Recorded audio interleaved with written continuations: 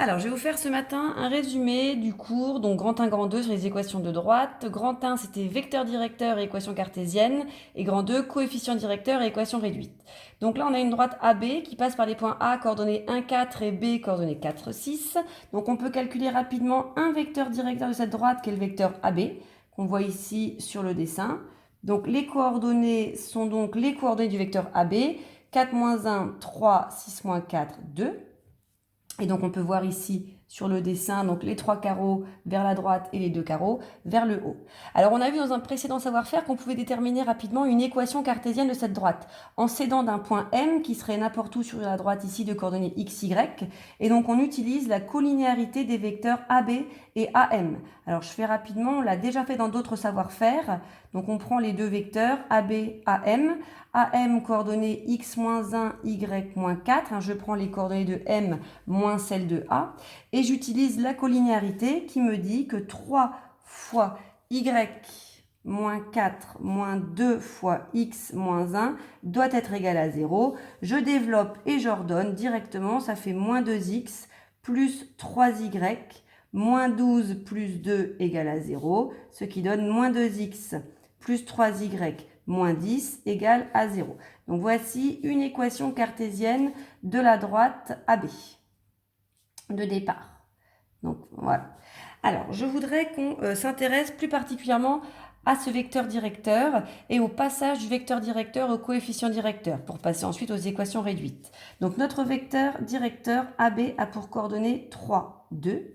Et donc pour passer au coefficient directeur, il faut s'intéresser à un autre vecteur collinaire qui aurait 1 ici en première composante. Donc du coup, pour passer de 3 à 1, il faut que je divise par 3. Mais si je divise par 3 sur la première coordonnée, je divise par 3 ici sur la deuxième coordonnée. Et donc voici donc 2 tiers. Ça veut dire que notre coefficient directeur pour cette droite ici va être égal à 2 tiers. Alors 2 tiers, regardons un peu d'où viennent ces nombres.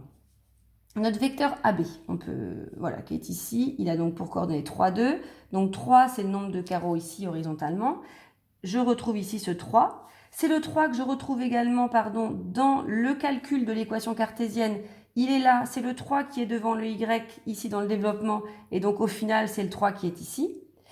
Et après, c'est par ce 3-là que je divise. Donc c'est bien le 3 qui apparaît au dénominateur du coefficient directeur. Ensuite, la deuxième coordonnée de ce vecteur directeur, le 2 ici. Donc je le retrouve en nombre de carreaux verticalement. Donc dans le calcul de l'équation cartésienne, il est ici. Et donc quand je vais faire mon développement, c'est le nombre qui apparaît devant x. Alors au signe près, on a moins 2, alors qu'en fait c'est 2 la coordonnée de AB. Mais c'est pas grave. Et quand je repasse ici au vecteur directeur 3, 2, au vecteur U, on se rend compte qu'en fait le 2, c'est le numérateur du coefficient directeur. Donc à chaque fois, en fait, votre coefficient directeur, ça va être le quotient entre la deuxième coordonnée divisée par la première.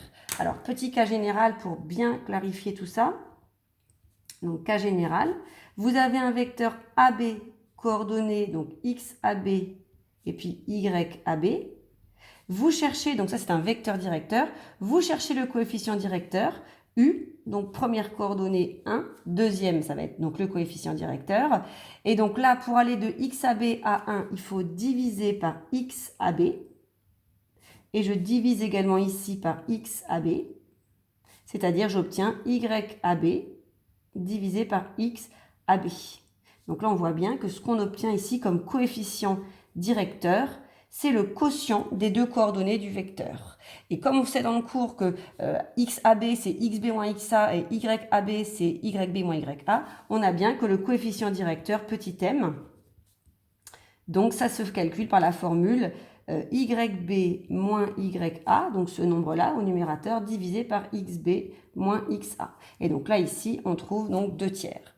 Alors ce 2 tiers on a vu dans l'équation réduite qu'on allait le retrouver, c'est le nombre qui va être devant x. Alors on va voir un petit peu le cheminement ici pour passer de l'une à l'autre. Donc il faut prendre l'équation cartésienne. Donc d'abord on va faire plus 2x partout. Donc on va avoir 3y moins 10 égale à 2x. Je passe de l'une à l'autre. Il faut que j'isole y à gauche du signe égal. Donc ensuite je fais plus 10 partout. 2x plus 10. Et puis vous avez y égale à 2 tiers. Je divise tout par 3.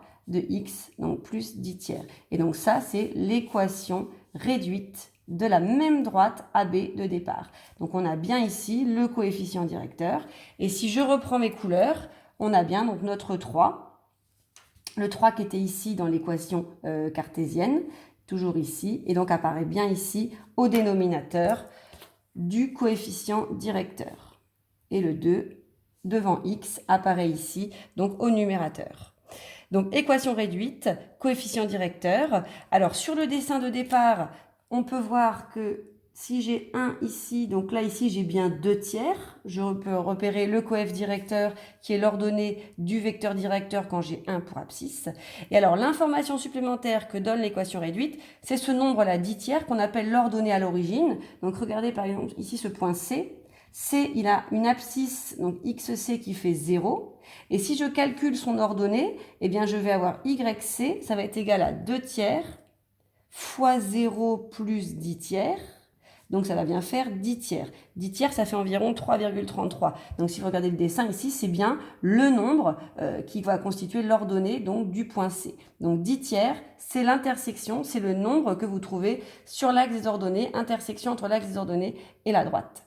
Donc comment choisir si on doit travailler avec l'équation cartésienne ou l'équation réduite? Eh bien ça dépend des questions, ça dépend des exercices, il faut savoir manipuler les deux et faire le lien entre les deux.